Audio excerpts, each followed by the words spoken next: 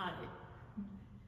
This is a cabinet of dangerous possibilities, and it's one of my favorites because it has within it so many ways in which to look and see. In the corner is hanging a little star. Now you could interpret that to be a star in Hollywood, and there are dangers, of course, implicit in being a star. Here we have, from the 19th century, a woman's hat pin. In those days, when a woman rode on a trolley car in the city, amorous men might try and come close enough to touch her or to speak a word to her. And if that happened, she could always reach up, take out her hat pin, and let him know that his advances were not appreciated. So we have the danger also of beauty, having something so beautiful that one becomes overcome with owning it and having it. We also have gold, which you see here in the children's gelt. Jewish children receive these as gifts, and inside is chocolate, which everybody loves, and which most people would have to admit can be dangerous if taken to the extreme. Now, because this refers to a kind of money, I see next to it that I have placed some carved shell coins these were made by Southern California Native Americans, and the Native Americans used them as wampum or dinero in transactions that they might have with other Native people. Behind it, a Santo's head. For some people, religion can be dangerous. Behind it, the halo. It's always a danger if you find that you have become elevated in your own mind, and so the halo can refer to that. Running with scissors, the sharpness of a straight edge, thorns from a rose bush. Each of these, you understand the implicit negativity that they can imply. I like myself the one that is a little mirror against the back wall. We are always in a position to be a danger to ourselves. This little pillbox has a love message on the top. Pills and love, if taken to extremes, can also become a possible danger.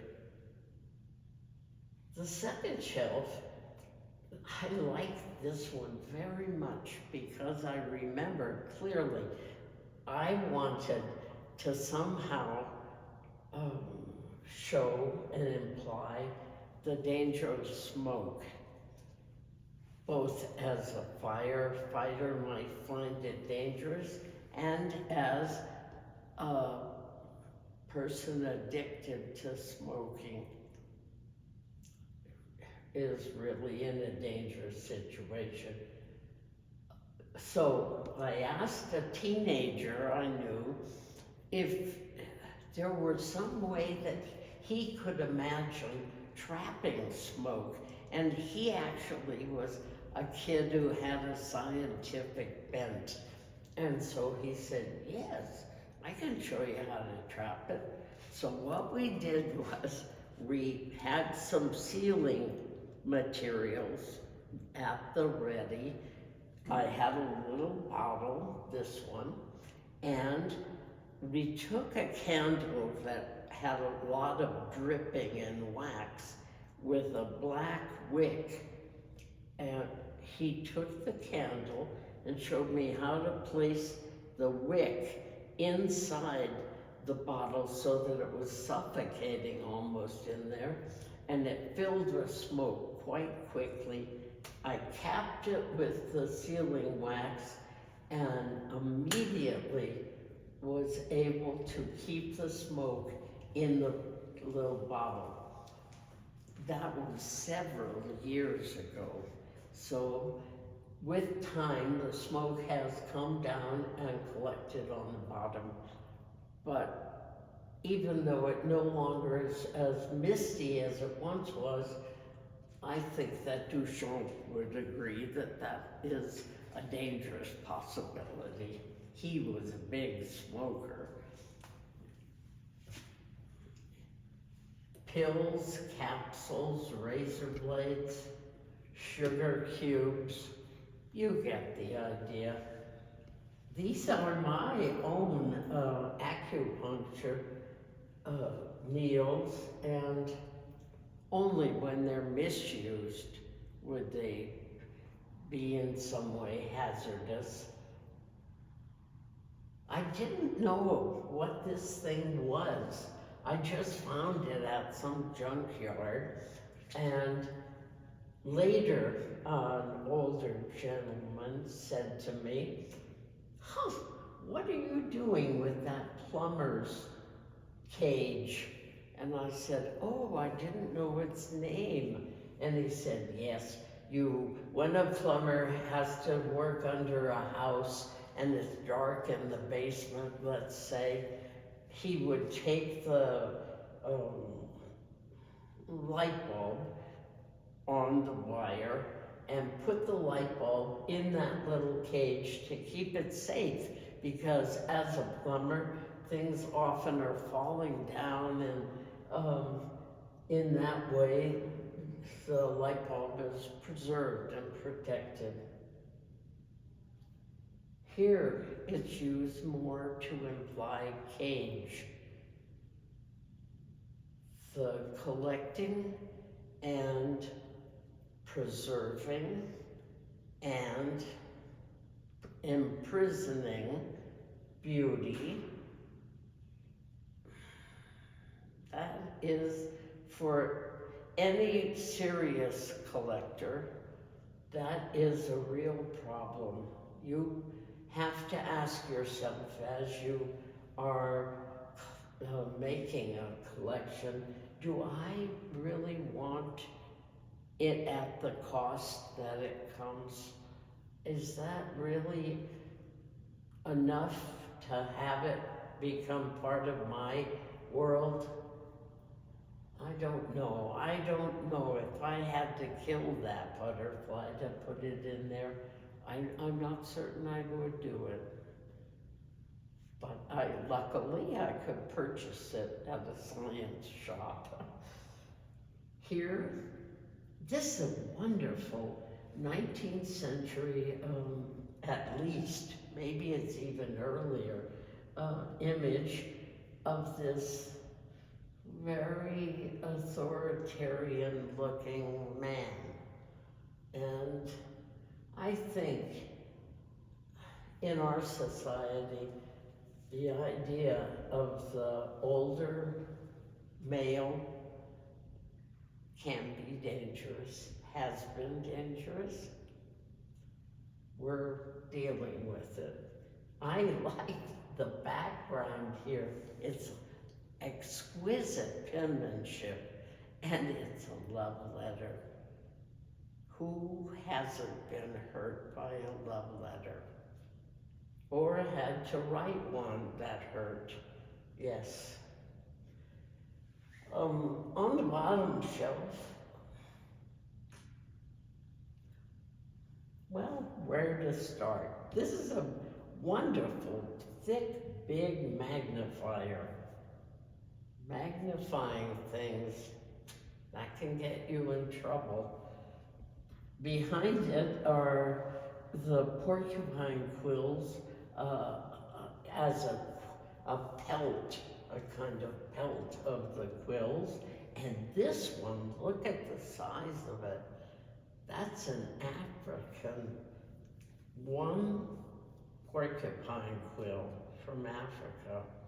I can't imagine a zebra going up to an African porcupine when it spreads its tail like that. This has caused a lot of anxiety because finding it in a cabinet like this, kind of formalized, it looks as if it might be a torture instrument. And I'm using it because of that, but it isn't. It's got a much more mundane reason to be here. It's a pot scrubber from the 20s, probably. And the fact that it looks like you might even use it to self-flagellate is just part of the design. It's not part of the point. Behind it, bottles, salt, poison, rusty nails, and here, mercury. I bet when you were a kid, you got to hold some mercury in your hand, or at least I did, and I've spoken with other people who did, and they would play with it back and forth, or you would put it on the table and go like that and make it immediately turn into hundreds of little balls, and then they can be gathered back into the mercury. I don't know how many brain cells were sacrificed for that play, but here we have it concentrated. I got it from 3 glass thermometers from probably the 40s. They don't make them with mercury anymore, needless to say, but they have digital or plastic ones. But I broke those and put the mercury in the little jar so that we can enjoy it at a distance. Ah, yes, Spam. This never held a meat product. It held Band-Aids, but it was such a beautiful image of it, I had to have it. And so here we have it, Spam.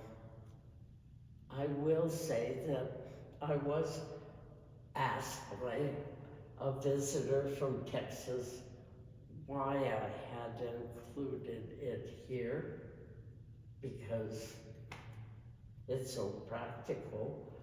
And I said, simply because it's processed rather than natural beef like you would have in Texas. A tornado, a nuclear explosion, and lastly, the zodiac. Okay, astrology, whether you accept it on face value in the newspaper or not, the zodiac can be a danger. One day, I had fun going over the cabinet and finding how many variations I could come up with. And it may sound outlandish, but 93. You can find 93 inherent possibilities in this cabinet and have some fun while you're doing it.